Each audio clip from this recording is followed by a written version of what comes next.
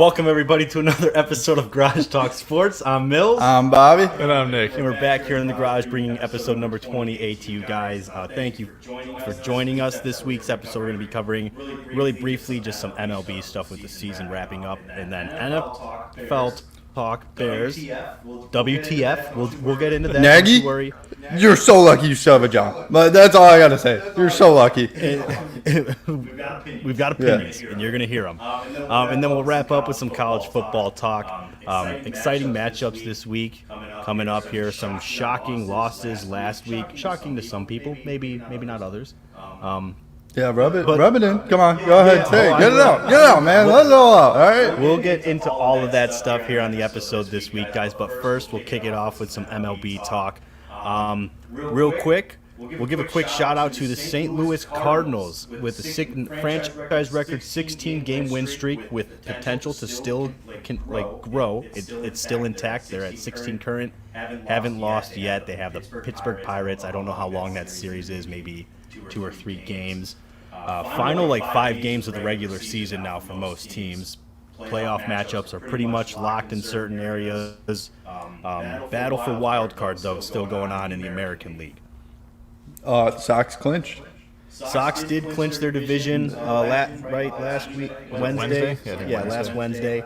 Right after the podcast, so we didn't get to talk about it. But first time in the White history that they've made the playoffs in back-to-back years. Did you know that? Because I did. That's Are crazy. you serious? I'm dead serious. I would have felt like early 1900s. Right. You talk. I mean, you have so many notorious different teams for the White Sox, yet they've never done it. And they've never made the postseason in back-to-back years. Crazy to think about. Even back in 2005, you would think they would have at least went in 2006 or 2004. Yeah, no, you had the 1950s go-go White Sox with Minoso and all those guys, and they never were put together back to back. That's because they were taking money to throw games. No, that was 1980. Oh, okay. That was like 40 years sports before history, chimp. But what was I talking about? You okay? Back-to-back playoff appearance. Back-to-back, yeah. First time. Sorry, I just brain farted there. First time that's happening for the White Sox, which is very exciting. Speaking of the White Sox, I don't know if you guys watched any or saw any highlights or anything, but benches cleared in the Detroit Sox game at Comerica Park. Jose Abreu, I think, has reached his breaking point with the MLB. He's been hit by 21 pitches this year. And by a bat, by an umpire. And an umpire hit him Oh, with a yeah, I bat. was at that game when you just ran. You were at that game. Yeah, so he's been hit 21 times. You see other stars around the league getting protected, right? Punishments come down really swift. The White Sox hit Shohei Ohtani accidentally, and what happens? Pitcher and La Russa both get ejected. Pitcher suspended. La Russa suspended for a game because they hit Ohtani. The game after, Luis Robert was hit in the head, up in the shoulder. So, what are we? Come on. I don't know. The only problem I have is the one yesterday. So clearly seen as just a complete incidental pitch. I understand that Ohtani, after he got hit, they got ejected and suspended for a game. But it's an 0-2 count to Jose Abreu. Of course, you're not going to throw it down the middle because most likely he's just going to absolutely bomb a home run. So you throw it inside, and not to be one of those guys, but Jose Abreu gets very close to the plate. He's one of those guys that should get hit a lot. It's like Adam Dunn used to get hit a lot. Other guys that played the game in a different way. Ichiro used to get really close to hitting a lot because he would get really close to the plate. The only difference is he had that slide step that he kind of pulled out of the batter's box, so he didn't get hit that much. But Slapstick. Jeff Kent had a really close batting stance. His shoulder was pretty much on the edge of the plate. He got hit a bunch of times. To me, I feel like if you're going to want to be close and want to be able to just rip that inside pitch or outside pitch by standing close, you should be expected to get hit 15, 20, 30 times. And then not slide super hard into second base. I don't think he stands that close. I mean, yes, does he stand close? Sure, but I don't think he crowds the plate. He's close to the plate. Close enough where it's plate and close enough where it's if they throw it on the inside edge of the plate, he still has a chance to hit a pitch. So they're going to throw it more inside. Teams like to pitch. They like to pitch Abreu high and in. That's what they do. As a lot of star hitters get pitched that way. Yeah. But he's been hit by pitches 21 times. naturally, at some point, someone's going to get frustrated with that because it's not only that he's been hit by pitches 21 times. He's been hit in the head twice this year. And it's not like he's getting hit in the legs. He's always getting hit high up in the upper arm. At some point, the league has to, if they're going to dish out punishments for hitting someone like Ohtani, you need to be like, okay, well, Abreu's gotten hit more this year, and he keeps getting hit high. He keeps getting hit high and in. Ohtani was hit low and inside, which that's how the White Sox were pitching to him all series long. And some no-name pitcher comes along and happens to miss him on an 0-2 count. Same instance, right? Yeah. 0-2 count, hits Ohtani in the leg, ejected. La Russa's ejected. Both of them get suspended. Abreu, whether it's incidental or not, at some point you have to start issuing some kind of repercussion for hitting the same guy in the same places all the time. I'm not saying that it was intentional. Yeah. I'm just saying he's gonna reach a breaking point, and I think that was it. And the pitcher who hit him chirped that he was crowding the plate when he was on first base, so that probably added to the frustration. Either way, did you see the ump hold him back? The second base umpire? Yeah. Dude, what? Man's got kung fu grip. He did not lose grip of Jose Abreu, and Abreu was really trying to throw him away. But did you guys see Javi Baez hit that one up in the head? No. Dude, nailed him. But Was it on purpose? I don't know. I think. Oh no, was it on a wild throw? Yeah, wild throw, dude. Oh, just, like, I thought you meant blindsided punched him in the head. I'm like, I dude. feel like Was that Javi? I thought Lindor. Oh no, I'm pretty sure it was Javi. Yeah, because they were like booing him. Javi gets booed because people dude, don't like him. Just blindsided him, just rocked by this. That was awful. Okay, I did see that then. Yeah. No, my whole thing with Abreu too is like same thing. I don't like when if a pitcher throws at a guy to purposely hit him, like dude just pimps a home run. You hit that guy who pimped the home run. You don't hit the next guy up. And then same thing, Abreu gets hit by the pitcher.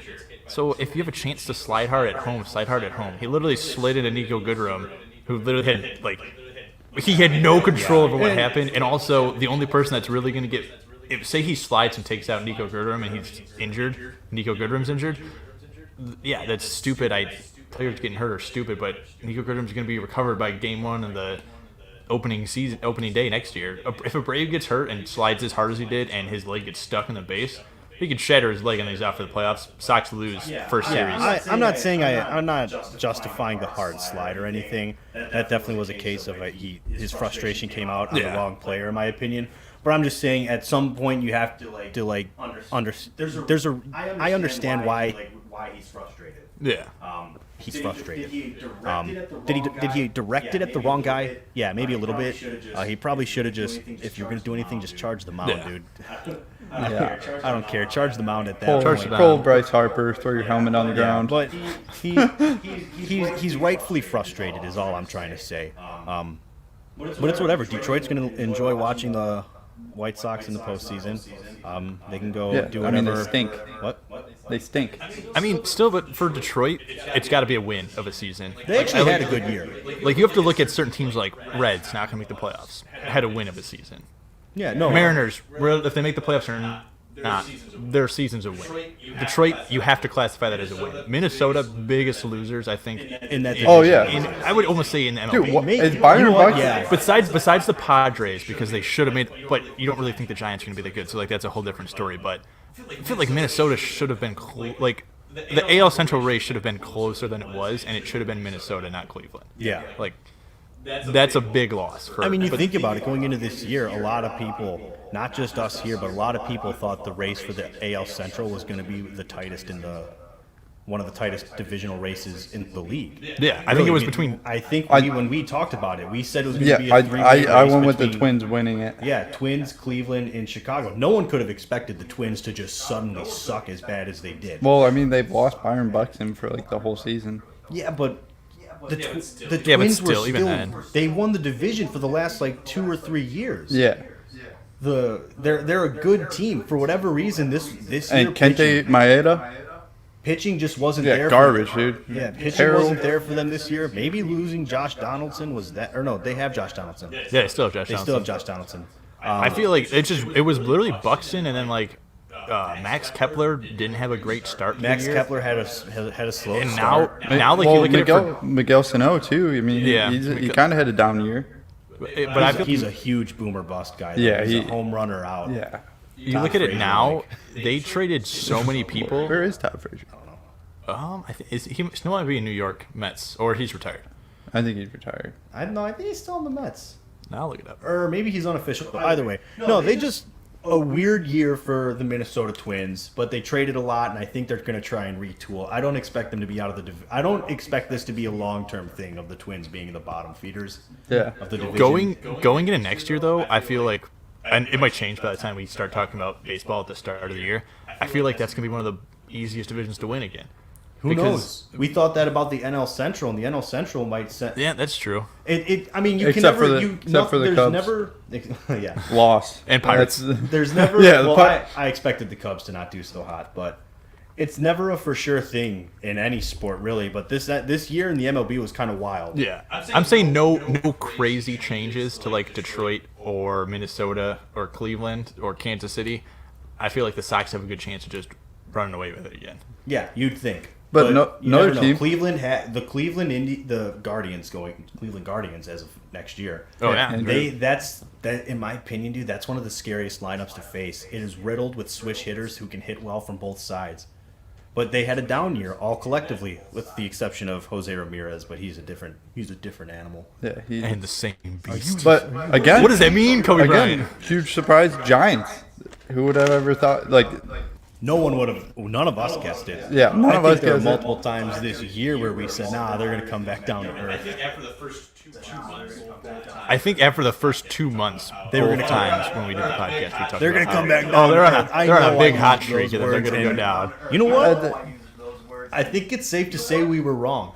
Yeah, we We'll see how doubted they do them. playoffs, but Yeah, I would say. it's safe to say we were wrong. Yeah, very wrong. That's my one thing I want to ask both of you guys. So this year, wild card playoff games, one game, and then they'll play the best team in that league. So it's gonna happen. There's gonna be a 100-win team in a wild card game, which means if they have one bad game, they're out of the playoffs. Do you think it should go back to a 3-game series for the wild card, or should it stay one and just I be like the one and done. I've always been an advocate of the three game series. I don't really like the MLB's postseason format in general. If I'm going to be honest with you, one, I don't think the All-Star game should determine home field advantage for the World Series. That's kind of pointless. To me, that doesn't make any sense. I think it's kind of cool.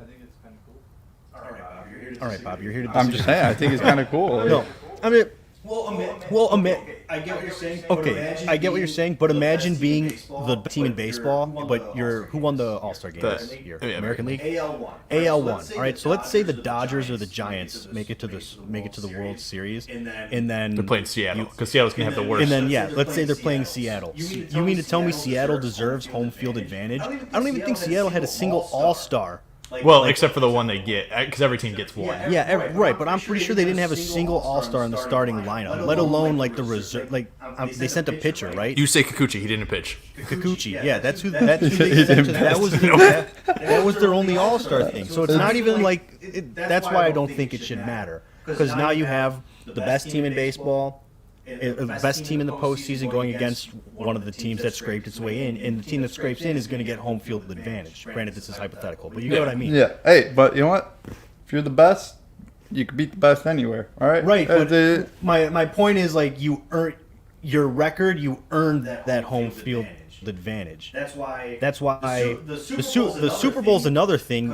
Because they play in a neutral location, aside from this past Super Bowl. But the Super Bowl and is the Bucks were technically the away team. Yeah, and they were technically the away team. Yeah. But that's different because it's not like you go to the home. It doesn't go to the home stadium of whoever the better Super Bowl team is. You pick a neutral location for that, but that's also one game. Like every other sport that uses a playoff format goes based on which team is the higher seeding team to get home field advantage. I also don't like the way they break it out: 2 games, 3 games, 2 games. Yeah. I got a lot of opinions about the MLB's playoff format. My biggest is that it's a one game wild card, 5-game divisional, and then 7-game series. My biggest problem with it is they push so hard to extend the playoffs, so it's like we're gonna allow 5 teams from each league to get in. But really, if you get that second wild card spot or the first wild card spot, it's like, oh, we have to play game 163 of the season, and then we're in the playoffs. So it's like you extended it. The wild card doesn't count as the playoffs at that point. It's a play-in. Yeah, really. But I like the one and done. If you beat them, if you're the better man on that night, you get to go to the playoffs. And I get that. The only reason why I don't like it is because the rest of the playoffs is built on winning a series. I get that. But the reason why I like football so much is because on any given Sunday, yeah. Right. My point is, if you're going to do one and done for the wild card, you might as well do one and done for everything. Like you can't say, all right, you guys made the playoffs. Now to actually really make the playoffs, you have to win the wild card game. At that point, just make that the play-in. That's the tiebreaker to make the playoffs. Don't call it the wild card game. Yeah. Like if the wild card is supposed to be a postseason situation. 3-game series is fine. You can do a 3-game series. It's more of a benefit for the number 1 seed, right? Because they get even more time to rest and everything. But whatever. The MLB is going to do it their way. I'm an advocate for the 3-game series, but I'm also not sitting here like it's outrageous that they don't do 3 games. I just don't think it makes sense to do it. If the Dodgers somehow pass the Giants, or the Dodgers, are the wild card team, and they just have a slightly St. Louis is so hot right now. I feel like that's the team you don't want to run into. Whoever they're going to play, it's like, all right, we're going to play one game against the hottest team in baseball. But that whole NL Central Division is so weird. Like the Brewers went on that hot streak, then it was the Reds, now it's the Cardinals, but not the Cubs. I mean, the Cubs are playing. Hey Bob, I got a fun fact for you. What? At the end of the All-Star break, did you know the Cardinals and Cubs had the same record? I did not know that. Crazy how two diverging paths. And Stop! You're making me feel bad. Traveled by. Yeah, the turntables, man. How the turntables. Either way, but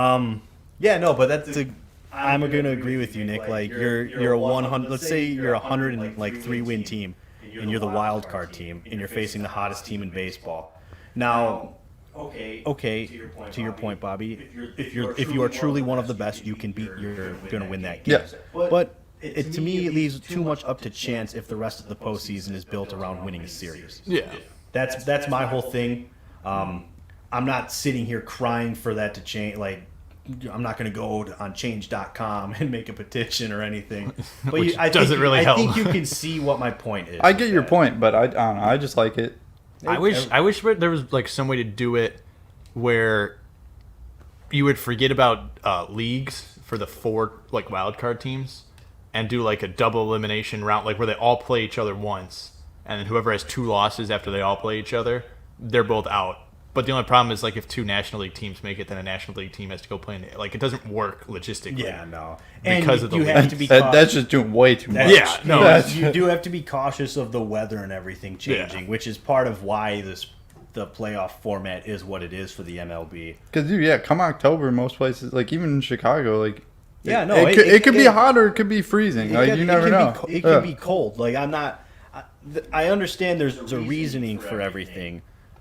I just feel like a 3-game series isn't that outrageous to ask for the wild card game. But whatever. I doubt we'll see that happen because this isn't the first time it's been brought up, and I'm pretty sure it's never been listened to seriously by the MLB. But 5 games left in the regular season. We'll see by next week what all those matchups are going to be. We'll see if I'm wearing my Mariners jersey or if I'm wearing probably a Bears shirt again because Speaking of the wonderful Chicago Nick, Bears. Why would you wear that? Because hey, he's a fan. I would have worn mine too, but I didn't want to. I got to rep both. See, because I couldn't see my shirt last time, so I wore a Mariners hat and I have a Bears sweatshirt on, so I'm still. So, but pitiful. Going NFL, pitiful, Chicago Bears. Bob, take it away. Pitiful. All around. Nagy, you throw Justin Fields in. He gets his first career start. You don't even game plan for him. It's like he's running plays with Andy Dalton back there. He's not letting him move in the pocket. And number 1, you got Myles Garrett and Jadeveon Clowney. So what are you doing? No one's blocking him. He's just getting sacked 9 times. 47 yards of total offense. Everyone sucked. Allen Robinson, terrible. They couldn't run the ball. All around embarrassment. Embarrassment to the whole city of Chicago. And the fact that come Monday morning, Nagy still has a job is even more embarrassing. Because you know what? One net passing yard. One because net. Sack yardage comes off of passing yards. One net passing yard. Now, here's the thing with this game. This is how much... Exactly. It frustrates me even talking about it. This sounds so effed up, but honest to God, the only explanation that makes sense to me, that truly makes sense to me, is that Nagy intentionally threw out this shit game plan so he could come back and be like, I told you guys, Fields wasn't ready. Fields wasn't ready. I told you he wasn't ready. That's the only thing I can think of that would make sense. Because if that's not what he did, then Nagy is truly the dumbest and most unprepared and underqualified coach to coach in the NFL. You can throw out a college football head coach or offensive coordinator, and he can get you more than 47 damn yards in a game. Yeah, he can. Especially with the Browns defense isn't the Browns front four is very good, but you can figure out how to throw a couple plays. Like if you are good with your scheme and you can make adjustments, which Nagy can't do. He's never been known to make adjustments in anything, right? But if you can make adjustments at any point during a game, you can find ways to get yards. Right? If you are creative, you will find ways to get yards. And I don't want to hear crap from anyone who tries to say, well, the wide receivers aren't getting separation. The wide receivers aren't doing this. Why? They're not going to get separation. Yeah. Because Nagy is not innovative. He is dull. His game plans suck. And everyone on the defense knows what routes are coming. They know what plays are coming. Because Nagy cycles through 10 plays. I swear to God, it's like he cycles through 10 different plays, and 3 of them are a different variation of the halfback draw. I know. Right? It's literally like the comebacks out there. He's over there playing Madden, picking his plays. Like, I don't get it. And the fact that he's a product of Andy Reid, I don't understand that. Like, how can you come from this offensive mastermind and literally not be able to call plays? Because Matt Nagy may be the most egotistical and stubborn head coach to ever coach in Chicago and possibly even the NFL. I would say the NFL, for the simple fact is he has not proven himself at. If Bill Belichick comes up with a game plan for his stud quarterback and it doesn't work, that's fine. I have no problem with him being stubborn because he has so many rings. He's been here, there, done that, done what he wants to do. Matt Nagy has not proven it, except for the 2018 season when people thought they had a chance. But really, he still rode the defense, which I can't remember who the defensive coordinator was. Vic Fangio. Who ended up getting a head coaching job. Yeah. And then Mitch Trubisky played his best year of his career, which I don't know if I'm not going to give credit to anyone except for the fact that he played the best football he had, and that's Matt Nagy's claim to fame is that and working with Andy Reid, which doesn't matter to me at all. Dude, he's a scrub. He doesn't know what he's doing, and if I have to hear that dumbass say one more time, well, I got to watch the film, and I'm gonna watch the film and find the whys. Here's an idea, Matt Nagy. Put a mirror in your room, look at it, right, and just write the word. Just say, why? Oh shit, there it is. It's you and your bald ass head not knowing what to do. Yeah, like you're not good. You are the head coach. 149 days. You have had Justin Fields for 150 days now, actually. And I'm kind of paraphrasing Dan Orlovsky here because he gave the greatest breakdown ever on this. Oh, I watched it earlier. I'm not a huge fan of Dan Orlovsky. No, but what he said about the game, I don't know if you watched it. No, I didn't watch it. The only thing we've commented before, he said on the 4 third down plays, it was 3rd and 4, 3rd and 5, and then 3rd and 7 and 3rd and 8. He ran the same play twice and then the same play twice again. So it's I swear, Nagy uses his playbook has to be like 1 or 2 pages. That's it. Yeah, it's like the coach from the Waterboy, where it's like he can't think of plays, so he just has like that one notebook, and he's like, but he only has like 2 pages out of it. Like he left the other part of it at home, and he's like, nope, I can only use these 8 plays. I can't stand the guy. And I know people, and I've had conversations with people that try to defend Matt Nagy. I'm not going to name names, but if you're listening, you know who you are. People need to stop trying to find a way to say that, Nagy can't go out there and execute the plays. He can't go run the routes and gain the separation. Nagy, there is one player on this Bears offense that was on the roster before Nagy was hired. Do you know who it is? Our long snapper? No, not even him. No. I'm talking about offensive roster. Tariq Cohen? Tariq Cohen? No. Oh, I thought he was. Offense. actually, yeah, Tariq Cohen, but he's not playing. So Okay, so someone yeah, who played Tariq Cohen. in Offensive the lineman? game on Sunday. it's Cody Whitehair. Okay, yeah, that was my It's next Cody question. Whitehair. Cody Whitehair is a good offensive guard. He is far from the issue with the offense. Offensive line's a problem, but that's because you have 75-year-old Jason Peters and then Jermaine Ifedi, who's not a right tackle playing tackle. But so people who are going to say that Nagy doesn't have the talent, he doesn't have the players to execute his system. He built this offensive roster. He picked the guys that fit his scheme, and it doesn't work. So he's had a scapegoat every single year now, right? Cody Parkey was the reason we didn't win the Super Bowl in 2018. Never mind the fact that from week 14 on, the offense couldn't score more than 14 points a game, right? But whatever. 2019, Mitch Trubisky's clearly not my quarterback. 2020, so what do? You went and get Nick Foles. Oh, sorry, Trubisky and Helfrich are fired. We don't have a run game. Nick Foles wasn't the answer, so let's draft Justin Fields. Now, I think Justin Fields is going to be very good, right? But we draft Justin Fields, we signed Andy Dalton.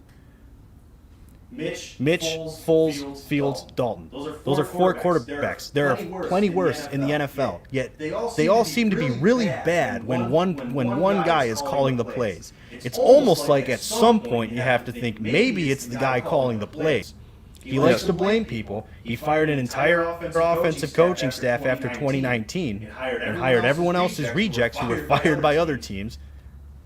And My biggest problem with this week, and I understand why would you self-sabotage your team just to prove to the stupid Bears fans that are like, why isn't Justin Fields starting week 1? He should have never started week 1. You listen to any NFL analyst talk on ESPN or anything else, no one said Justin Fields should have started week 1. But for some reason, Nagy's like, I'm going to listen to the 10,000 Bears fans that were in the stadium during preseason booing every single time Andy Dalton stepped in the field. There's blame for those Bears fans, for sure. Funny. Matt Nagy should have never been like, I'm going to purposely game plan so that Fields looks like an idiot in week 3. I don't think he did that. I honestly think I don't think he did, but to me, it's the only explanation that makes sense. No, dude, he's literally so egotistical that he wanted to run his game plan the way he wanted to run, and it didn't work. And he literally got embarrassed out there. And you go out there, we trade up to get Justin Fields. This huge investment. We trade away our first draft pick next year, and we go out. We get him, and you don't even protect him. You let him get sacked 9 times. Well, and that's my biggest thing is the O-line is not great. You mentioned Jason Peters is so old. Fetty doesn't actually play the position he's at. Not once in this 9 times he got sacked was there ever a tight end even on the line. No, you didn't chip Myles Garrett one time that game. No, you didn't chip him once. Why aren't you in max protect? It makes no sense. David Montgomery's a big guy, and he's one of the, I don't want to say it for sure, but he's one of the top 3 strongest running backs. That's just he's big. A tough runner, man. You could have him just run at Myles Garrett, or those 2 guys are some of the fastest guys off the line. I think they're faster off the line than almost every other defensive lineman in NFL. So why don't you help, put 7 guys up there? Give them a chance. Put 2 tight ends and say, hey, Cole Kmet and Jimmy Graham, you're not running a play for the next 3 or 4 series. You're just going to block the whole time. And Dave Montgomery's just going to peel out, and if Clowney gets in so fast like he did a couple times, then you hit him or run at him so it's slow, so Justin Fields can just throw the ball away. To get sacked 9 times, that's at least in the second half you could have at least put a tight end. And mind you, he's not running any run options or anything like that. He's just running it as if Andy Dalton was the quarterback. And no, he ran it worse. I truly believe if Andy Dalton's the quarterback, we have a better offensive game plan. Nagy, like you said, he's stubborn. Nagy wants to win his way, and he believes that Justin Fields isn't ready. So he's not going to trust Justin Fields to run the offense that he wants to run. He would sooner hamstring Justin Fields in his development than let him make rookie mistakes. Because Nagy, it's all got to be perfect for Matt Nagy, right? Growing pains are unacceptable. We've seen it. Anytime someone has growing pains, it's like, all right, I can't trust that guy to do anything anymore. Anthony Miller was a solid wide receiver his rookie year, so he has some sophomore slump stuff. What happens? We can't trust Anthony Miller to be a wide receiver anymore. And whatever, he's gone, that is what it is. But in Matt Nagy's mind, I really believe that he thinks Justin Fields cannot make rookie mistakes. To him, it is unacceptable for a rookie to make rookie mistakes. So he's not going to open up the playbook. Like I told you guys after last week, I said he wasn't going to do it for Justin Fields this week. No, and he clearly didn't, because he doesn't want to risk Justin Fields messing up. So he's gonna give him less of a chance to succeed. You didn't once move the pocket. Justin Fields ran a 4.44 40. Yeah. That's a lot of fours. But 4.44 40. That's really fast for those of you who aren't too familiar with that. And for a quarterback, that's really fast. That's faster than some running backs. That's faster than running backs. But whatever, right? You didn't move the pocket because, God forbid you do that. Matt Nagy only sees the offense through the pocket. To him, if you're not a pocket quarterback, you're not a good quarterback. Mitch Trubisky, I don't want to bring him up too much, but at this point, people owe that guy apologies. They owe some. He's owed some apologies after what we're watching. It only took watching it happen to a quarterback that Bears fans wanted for them to realize that Trubisky was really not given a great situation here. No, he wasn't. Nagy. Well, that's right. I think you go back to what I said last week, and then what we've mentioned before earlier. Mitch Trubisky to Andy Dalton. Andy Dalton's slight improvement, maybe, but in Matt Nagy's offense, major improvement, because it's something that Nagy wanted to do, more pocket passer. Mm-hmm. Same thing with what I said last week. Nick Foles should have started this game for the simple fact that I don't want to see Justin Fields get sacked 9 times. I don't care if Nick Foles gets sacked 9 times, and he's probably not going to, because Nagy's going to run a different play calling system. And Nick Foles is a little bit smarter to where Justin Fields held onto the ball. He holds the ball. He should have probably been sacked. He should have probably been sacked 7 times instead of 9. There's a couple times he had to throw the ball away, but there was a couple times where he literally snapped the ball, took his 3-step drop, he and it was averaged already on the ground. 0.7 seconds from snap to time before pressure got to him. Yeah. And this isn't taking the entire game off of Justin Fields. He does hold the ball a little long, but No, rookies he did do not that. play good. And that's And not you got a something- game plan for Right. that. And that's not something where you go, it's unacceptable. He is a rookie quarterback who played at Ohio State. This is honestly the first time in Justin Fields' career he doesn't have the best talent on the field alongside him. And the game is faster. So I don't know if you guys listened to Boomer Esiason at all, but Boomer Esiason was talking about how you look at all the rookies, Trevor Lawrence, Zach Wilson, Justin Fields, Mac Jones, Trey Lance, you haven't really seen anything from him. But Yeah, touchdown. yeah, he's got 1 touchdown. Nope, I think it's 2 now. Whatever. He's got like 6 career passes. He's throwing the.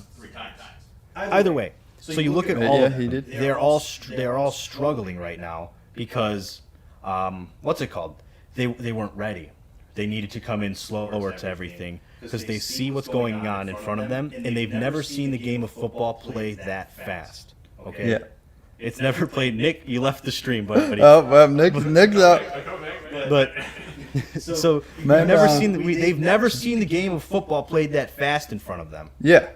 And I understand that, but Nagy is paid millions of No, dollars I'm not defending Nagy. to This is game not- plan for that, and he did not. This is in no way a defense of Matt Nagy. Yeah. I'm just saying, this is me justifying why you have to let rookies go through. Yeah, the no, rookie you have to. growing Yeah, pains. exactly. Because this is the first time they're seeing this stuff.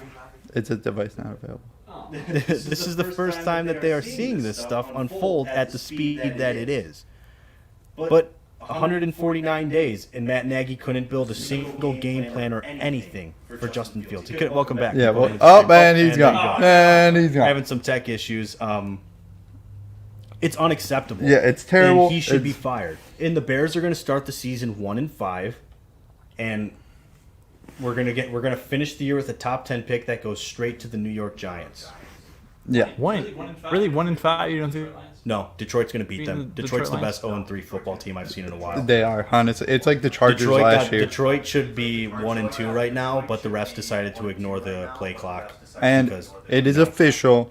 Nagy is on the hot seat this week, boys. Yeah. So, But loss to Detroit probably could fire- mean Bill Lazor might be taking over. And I would love that because I wanted get this, all right? You guys aren't going to believe me, but I wanted Bill Lazor to be the head coach hiring over Matt Nagy. Really? Yep. Bill Lazor, when they hired Matt Nagy, Bill Lazor just came off of being the offensive coordinator for one of the Bengals' best offensive seasons of all time. Andy Dalton put up almost 4,000 yards and 30-plus touchdowns that year. Bill Lazor can call plays.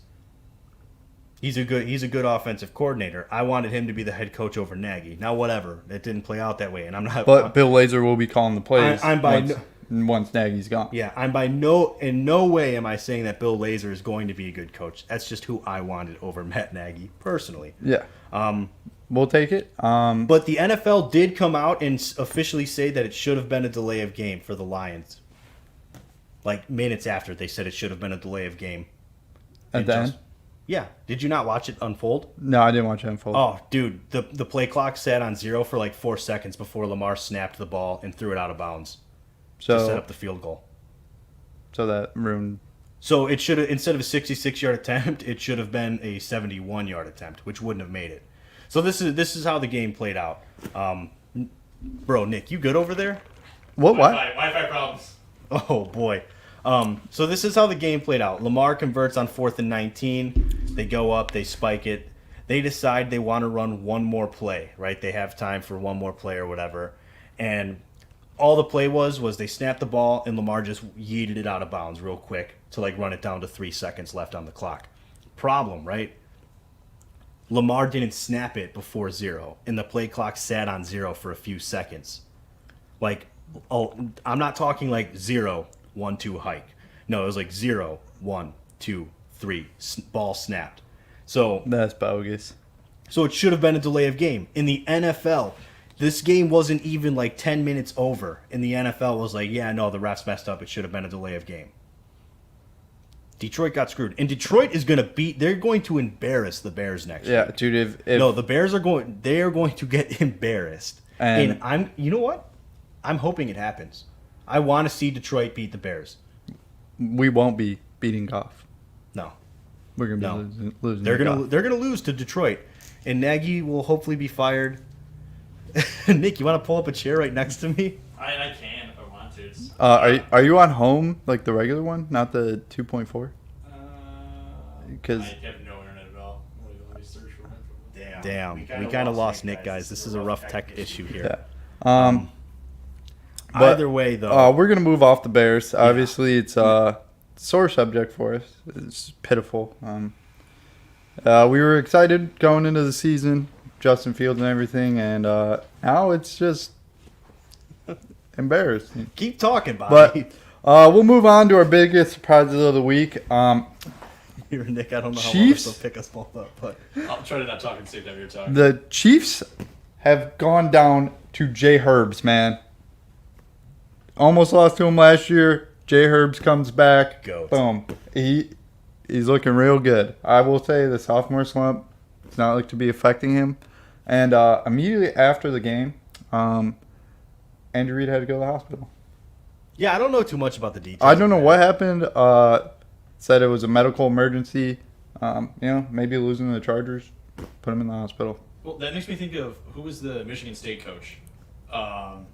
Game went into like 2 overtimes, and he like just went to the hospital right after from like heart palpitations or something. It was like 4 or 5 years ago. Sure.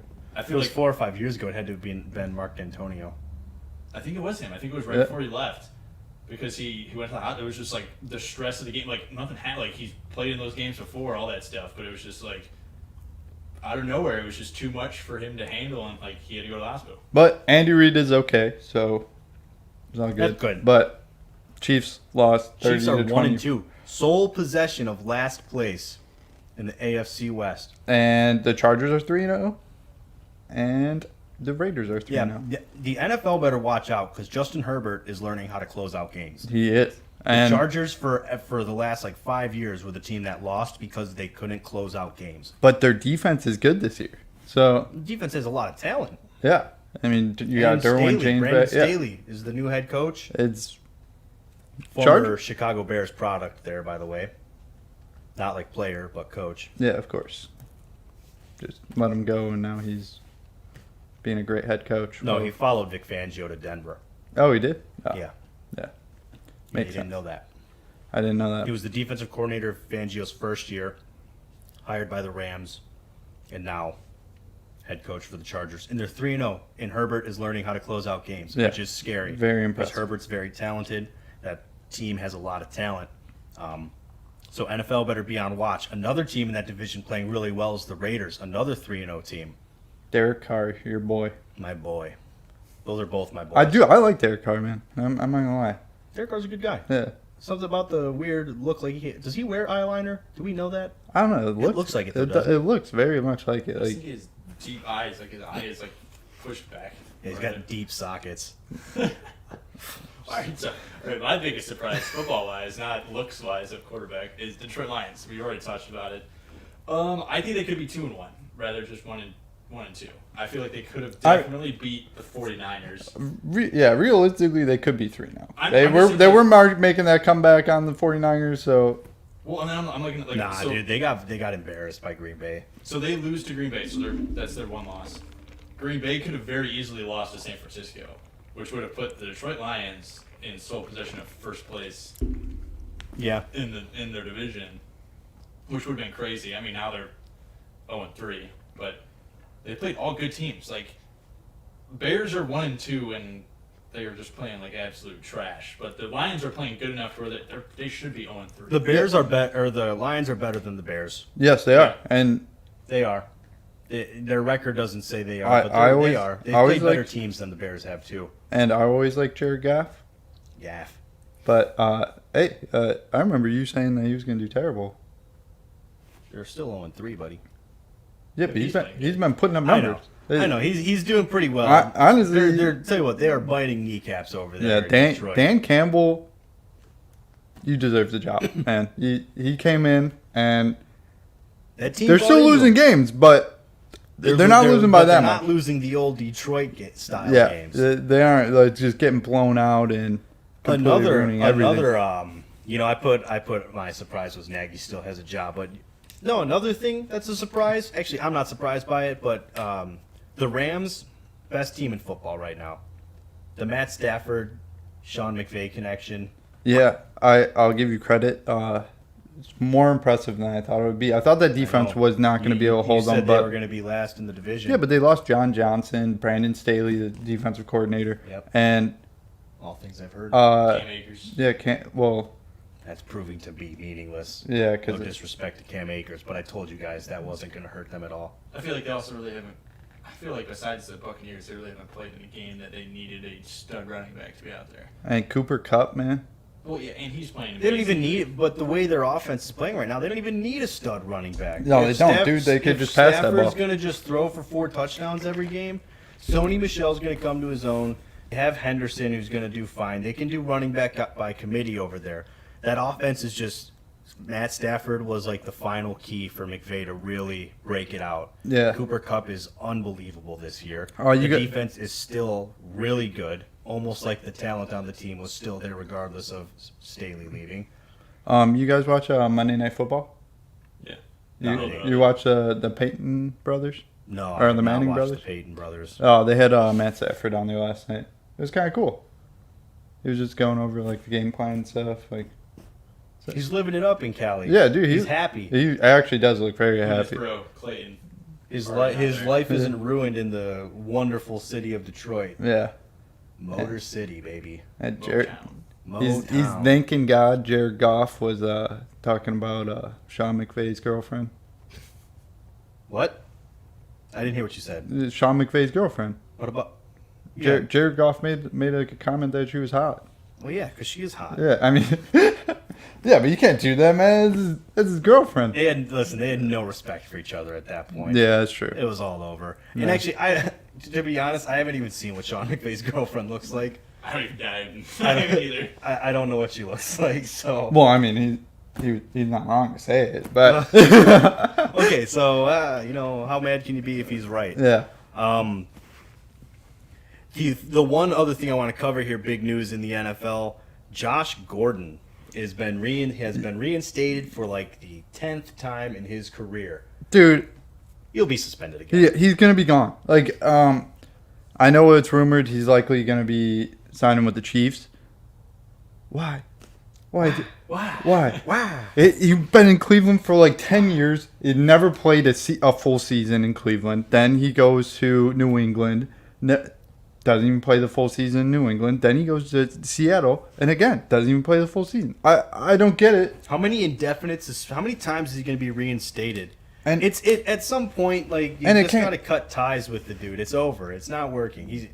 If he signs with the Chiefs, cool. Good for him. Yeah. I still feel like it's a matter of time before he's suspended. Again. It's just like this guy has been doing it for over a decade, and this is what he does. After that, you can't teach an old dog new tricks. He's just gonna do whatever he wants. Gordon is gonna be Gordon. He will Gordon himself. Let me tell To you. me, it doesn't make any sense for the Chiefs. I feel like that's a risk of no reason to take. You got Mecole Hardman, you got Tyreek Hill, you have Clyde Edwards-Helaire, who has ruined me in fantasy for the 3 weeks that the season's been going on. You have Travis Kelce, you have Patrick Mahomes. You don't Yeah, no, I need get. to take a risk like the Patriots when they picked up Antonio Brown in the year that he was having problems. That made sense. They needed a Antonio Brown type guy, and you're like, Yeah. okay, if something bad happens, like we might be able to win a week or two because of that. But with this, it's like I don't think Josh Gordon improves their team. Yeah, you're gonna sign him to the league minimum. He's they're- gonna be on your practice squad Right. if They're he probably screws up. hoping that, like, he is Josh Gordon of what he was when he led the league in receiving and wasn't all pro and everything. But I just don't see him getting there. He's 30 now. Yes. Is he still a big body? Sure, but I mean, come on. I got no like ill will towards the man. Yeah, like I It's said, just- I hope. I'm I hope. kind of sick of following the Josh Gordon story at this point. It's just to me, it's okay. And he's once again in the league. We'll see what happens. I'm anticipating something to come up where he once again gets suspended or steps away because he knows that he's going to get caught. Like, dude, I don't know what his issue is. Seems like he kind of has a bit of a drug problem, right? Yes. Nothing like no hard drugs, but he likes to really break this marijuana rule. So figure if he's got it all sorted out, great. The problem is this is like the 4th or 5th time we're saying that he's got that all sorted out. I'm not buying it. I don't really want to. I don't want to even entertain the fact that he's going to like break out with the Chiefs because that's just going to piss me off. And big news. So for the Panthers last Thursday's game, they lose CMC and J.C. Horn, their first round pick for this year. Yeah. But they make a huge trade, getting C.J. Henderson from the Jags, former 2020 first round pick, for a 3rd rounder and Dan Arnold. So they're making moves. Hopefully that will fill the gap for J.C. Horn. He's been having a pretty good year. Yeah. And I hate watching rookies lose a season for injury. yeah, I mean, It sucks. especially when you're doing that good. Yeah, And- because like the rookie year's your growing pains year, so now you lose all of that, and you're a step behind everyone because and you're going to be expected to play exactly how you were when you got hurt. right It- or better Yeah, sometimes. so that's a huge loss for the Panthers, but they do have Chuba Hubbard as a backup. I did like him. He was Is it Chuba? Because I always said Chuba Hubbard. Chuba Hubbard. Yeah, either way. It feels Oklahoma more- State, right? Yeah, Yeah, it feels more okay. fun to say Chuba Yeah, Hubbard. Chuba Hubbard. Kind of like Hubba Bubba. Chuba Hubbard. Just letting you Chuba Hubbard. just letting you know, I put in a claim for him in fantasy football. I think I put in one for him too. Yeah, dude, I have to be way higher than you on the way. I lost by 100 points, Bob. Dude, how? Stephon Diggs, Allen Robinson, Robert Tonyan, Aaron Jones. All of them had less than 10 points. Half my freaking roster had less than. Allen Robinson had 4.7 points. Yeah, dude. Dude, I fantasy's stupid. I don't even know why I try. Honestly, I don't care enough about it. Here I am caring about it. It's pathetic. You know what? Bobby, give us your bet locks for week 4. All right. We'll throw our bet locks for him. I just want to be said, not off to a great start, but week 4, I'm feeling very confident. I got some locks. All right, I already got my Bobby, bets stop. We gotta have credibility. Don't just lead. Don't off. worry. Hey, don't worry. I'm not doing well at this. Don't worry. Hey, last year I was hitting big. This year a Chris little Berman, bit down. always went like under 500. I'm on the telling you, big man. show. Yeah, first 3 weeks doing bad. Week 4, we got some locks. We got some turnarounds. All right, I'm throwing a $20 parlay on these 4 teams. Just want to let you guys know. First, I got football team, negative 1.5 over the Falcons. They are favored. Dude, the Falcons stink. They barely beat the Giants. Taylor Heineke, definitely a suitable quarterback. I would easily take that bet. I would lock that in. The defense has not been playing that great, but we'll take it. Yeah, I have them on my fantasy team. -8 points. Dude, it literally, it just everyone did terrible for you last week. I don't even know.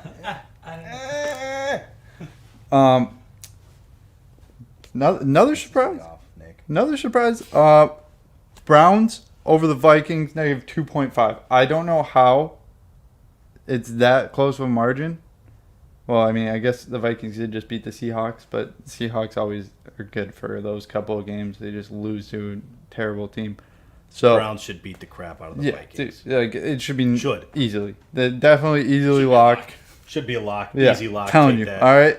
Then we're going Colts over the Dolphins. The Colts aren't even favored in that game, and Jacoby Brissett looked absolutely like dog water in last week's game against the Raiders. That's because the Colts aren't good. Hey, 0-3. Carson Wentz. Bones and paper skin. Carson Wentz will wheel out there in a wheelchair if he has to and throw some balls. All right. Yeah, and they're gonna be picked off. What? Hey, I don't know, Bob. give the Colts more credit. Okay. They had a close game with Tennessee, but Tennessee ended up winning it. Again, positive 1.5 over the Dolphins. Take them. All right. And we got the Panthers. All right. Even though they have those huge losses, CMC out and J.C. Horn, They still got Sam Darnold. they still got our Sam boy, Big Dick Darnold. yeah, swinging just meat out there. All right. I didn't think you were gonna say that. He's diming him up. He's having a great season, man, for the first 3 games. I feel very confident. Cowboys did look good, but again, Philly. They stink, all right? They must not be too good at rock. Bobby, you paper, hit me Yeah. for the first 50% of your locks. The second half, Colts, I don't know what's going to happen. I feel like it's going to be close. That's All right. a toss-up game. Dude, Toss-up. Panthers losing their best offensive player. Football team and Colts to me are toss-up games. Those are my locks. I know. All 4 of them are your locks. Yeah, lock it in.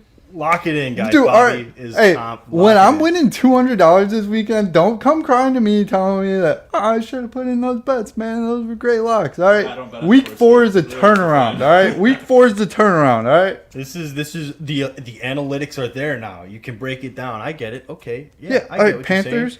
Panthers scoring over 20 points a game. All right. Now, Yeah, the Panthers look good. I'm not. I said the Panthers are safe. all right. I said the football team in the Colts game. Those I'm uncertain. I think the Cowboys are going to win. Those by are 20 toss-ups. points. Cowboys are not going to win, man. Come I on. don't know about that, Yeah, big guy. I'm just saying. I mean, any given Sunday, right? Again, Sunday. all you got to do is cover the spread. All right. So even if They just gotta Panthers, cover the they spread. just got to cover the spread. Yeah, it's All right. 4.5, not 22. You think they're going to win by 22 points? The Cowboys are going to win by 21 points. 21 points. Are you high? Yeah. Are you high? I don't Have even- you seen this Panthers defense? Are you messing? You're joking. Jeremy Chin, Brian Burns. They just traded for C.J. Henderson. Name a 4th player. Because I can't. Brown. Dude, what's his name? Brown. I'm sorry. He's a I didn't mean to D-tackle. put you on the spot like that. D tackle. It just was. Yeah, Brown. Yeah. Yeah. I'm sorry. I'm What's going to that? apologize. Luke I really- Kuechly. Yeah. Luke Kuechly retired like We- 5 years ago, man. We know Yeah, that. exactly. That's why the Cowboys can score 21 points more than the Panthers. No, 21 stop. points. All right. Well, how much you want to bet on this? I'll bet $5. All right, I'll Cowboys throw- win the game. I'm not going to say by 21 points exactly, but they will cover Take the that spread. bet. Take that bet. Dude, I $5. just put a $20 parlay on this. All right. Take that bet. $5. $5. All right, fine. $5. All right. That's an easy bet. That's safe. That's fun. Dude. That's fun stuff. Hey, I'm gonna be winning $200. All right. Yeah, so you'll have $5. But you know what? Now that we're talking about Bobby's bets and everything, let's move into something. Let's move into college football. I remember we talked before the season started about who should have been our top 5. If anyone listened to Bobby about Clemson and specifically DJ Too Young Delele, Ooh, young Dalele. I know All right. I did that intentionally. If anyone listened to what he was saying, Bobby, will you tell them you were wrong? I was not wrong. All right. What do you mean? What? They're 2-2. DJ's looked horrible. All right. Hey. Hey. Could happen to anyone. All right. He's not that guy, pal. He's not that guy. Yeah, he's not that guy. Hey, could it happen to anyone? I will say maybe I put them a little bit high on my list. Maybe they should have been not 1 down to 25. All right. So are you standing by DJ is better than Trevor Lawrence? No, I take that back. Okay, so you okay? That's all I wanted. You want to say I was wrong? All right. Hey. Yeah, because I was right. Clemson lost to North Carolina State, who I believe was unranked at the time. Yeah, they had to be. They are, because now they are. Because now they're 24. So Yeah. NC State beat them 21-27, effectively taking Clemson out of the playoff. I'm not shocked. I'm not shocked by it. I thought Clemson was, still more talented, but whatever. They lost. DJ I'm going to say the 4th straight game now has underwhelmed. Yes. He has not looked great. You could talk about how great he was in high school and how he was this huge prospect and everything, and how he lit up the stat sheet and everything for 2 games last year. He's looked bad. He has looked bad. He has looked bad, and I'm going to stand by it when I say that he's not Trevor Lawrence. Really? He's not? Shut up! Don't do me like that, Nick. All right, listen. I'll smack you. We had. Again, I don't think he had that many passing attempts. He only threw for 111 yards, and 8 of them went to Justin Ross. So, I don't know what their game plan is, but obviously Their game plan is that they don't have the right quarterback. they need to change some things around Oh, dude. and get it figured out. I don't think he is that bad, but I I'm think listening. that whole team has been not playing to his full potential this season. And DJ, however you say his last name, Uyangdalele. 12 completions on 26 attempts, 111 yards, 2 touchdowns, 1 interception. And this game went into double overtime. 26 passing attempts. Why don't that tells me, right? They don't trust him to throw because he's not that good of a quarterback. He was the lead rusher for the game. Yeah, he was. 63 yards. They didn't run it up running the ball, right? 63, 36, and 5. So who wants to do the quick math there? That's 104 rushing yards. Thanks for taking that quick, man. You're welcome. They probably totaled it up on the app that he has in his phone. No, it's not totaled up at all. Oh, nice. Yeah, I'm smart. All right. Good math. I know what I'm talking about. So you he's not that good, Bobby. He's physically right on paper. He should be 6'6". He's got good speed. He's got a strong arm. Yeah. Problem is I said it a couple weeks ago. My questions with him weren't about his physical traits. It was about his mental traits. He's not good under pressure. He makes bad decisions. He's too quick to like leave the pocket but not run. He'll throw the ball out of bounds. He throws to the wrong guys. He intentionally throws it in the dirt. He makes bad decisions and he cracks under pressure. That's the problem with DJ. That's what I thought was going to be the problem this year. And sure enough, that's what's happening. 12 of 26 for 111 yards. Come on. It's like 9.4 or something, 9.4, 9.5 yards per attempt. That's not good. Hey, the whole team as a whole has not been doing good. It's because Justin Ross dropped the ball. DJ's not the quarterback. Yeah. He's not the guy. He's not that guy. I would make this a hot take, but I don't know if it really is. I think if Ooh, are we going to add something to the board? We do have our board up. if Dabo Sweeney doesn't produce well for the rest of the year, I think he gets fired. Oh, No, dude, that's way too hot of a simple take. fact- That's scalding. Yeah, dude, that's scalding. like, For the simple fact is, I look at it. Dude, Dabo- I look at this as this way of how it makes sense to me. You're gonna go back and look at Dabo Sweeney's career and say, okay, he won a national championship, 2 national yeah, championships. to give him his full credit. He's been, a top 4 team for the past 6-7 years. But I think you can look at it as this year he should have built a dynasty, sort of kind of like Alabama. Alabama loses their best players every single year, and every year they replace them, and they're still a top 5 team. Dabo Sweeney now no longer has Deshaun Watson and no longer has Trevor Lawrence. Now he can't coach a college team anymore. All I'm saying. Nothing much changed except All I'm that. saying. That's like saying if Belichick has another bad season this year, he's gone. No, for the simple fact is It's not gonna Belichick happen. has proven that he has had a bad team and then made a bad team good again.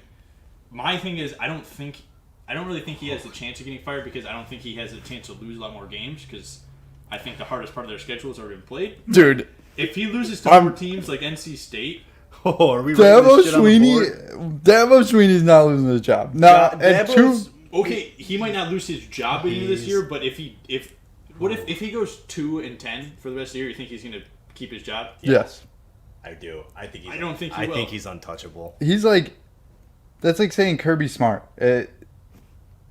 He's been there for like he's literally changed that program around. Like Nick, he turned I get, it around I get what and you're he. saying. You're I'm just saying all of Dabo Sweeney's success. I'm not saying he hasn't been successful, but when you look at it as this year, other college coaches in the past have.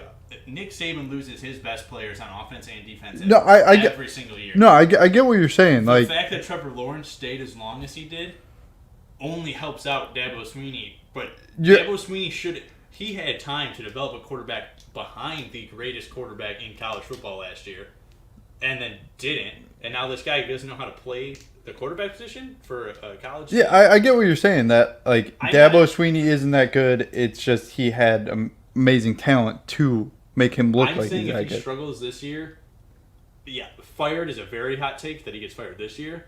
But what happens next year? Like Clemson now thinks they're a perennial college football playoff team. They're not going to go more than 2 or 3 years without making the college football playoff. Like I And said, last year they got bounced out by Ohio State right away with the best quarterback. in don't college be football. dogging on Ohio State. All right, hey, I didn't say anything They- bad they were a about good Ohio team. State. listen. hey, they deserve to be in Nick, that. on one end, I get what you're saying. Dabo Sweeney should have been able to. He should have been prepared for not having Trevor Lawrence, and that will go on him. I think he's just had too much success at Clemson for them to. I feel like he would get like 2 or 3 down years before they would consider firing him. I still believe DJ's not the guy. And that's the bigger hurt than anything, right? Is that you were banking on DJ being your guy. I don't think he is. I don't. I'm sorry. He has done nothing to convince me otherwise. At this point, his 2 games last year are looking more like a fluke than anything. But I also think he had less pressure on him last year than this year. Even though he had to play well to keep their playoff hopes and everything alive, I still think he had less pressure last year because no one was expecting him to come in and keep Clemson in the playoff race. So he was able to just go light it up and play and be like, you know what, I'm just going to go air it out. Now all the expectations are replace Trevor Lawrence, be just as good if not better, and he's not. He's I think the pressure of this season has gotten to him. But whatever. Clemson's 2-2, ranked 25. I don't even think they should be ranked this year. That's my opinion. Bobby, I think you share that opinion. No, with me. they should not be ranked. They shouldn't be ranked. After those But 2 embarrassing losses. Speaking of some other surprises, though, Arkansas upsets Nick's top 5 pick preseason, Texas A&M. I'm gonna listen, man. We dish it here. If Texas A&M beats Arkansas, they're a top 5 team. They should be ahead I'm not. of Iowa. Listen, If- your Texas A&M pick was way closer than I expected it to be up to this point. Yeah, I'll give you credit. I'll give you credit. I didn't see them coming in. No, that's what I'm saying. But Arkansas, top 10 team. They are. Number 8, right? And then Yeah. Wake Forest gets ranked 24 after beating Virginia. Arkansas, I think, is the Cinderella this year. Is Wake Forest 24? No, I thought yeah. NC State was 24. No, Wake Forest is 24. NC State 23? 22. 22, okay. Yeah, I'm pretty sure. Give me Arkansas, 1 I second. think- I I think Arkansas is NC State's 23, Wake Forest 24, Clemson 25. 25. I just want it to be said. Sam Hartman, QB1, looking like a top talent. All right, he has 960 passing yards and 9 touchdowns, 1 interception. looking pretty solid. Looking pretty solid. Him and Matt Corral are leading the QB. Yeah, Matt Corral is looking like the first QB off the board. But my hot take this year, there is not going to be a QB in the top 10. Add it to the board. All right, we'll add it after because. Yeah, that's gonna be tough. It's gonna be tough. It's gonna be tough to maneuver move this computer. But yeah, Arkansas ranked 8. I think they're like I said, they're the Cinderella of this year. The top 5 though, look for going into what are we going into week 5 now? Yeah, Right? week 5. Going into week 5, our top 5: Alabama, Georgia, Oregon, Penn State, and Iowa in that order. Out of those top 5, I think Iowa.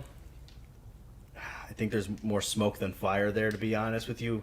Very mediocre offense, but lights out defense. Yes, right now. their defense has been playing very well. We'll see how it holds up. Otherwise, Penn State, I didn't expect to go into the top 4, but I don't really know who else would have been put in there. Oklahoma hasn't looked good. Ohio State hasn't looked great. Penn State beat Auburn and Ohio Wisconsin, State- so I feel like they should be. Yeah. I would put Penn State ahead of Oregon, just for now. Because Oregon Oregon did game- upset Ohio State, Yeah, so and you got to they're give them the riding, third. They're riding that right now because they didn't look great in their last matchup against. Is it Arizona?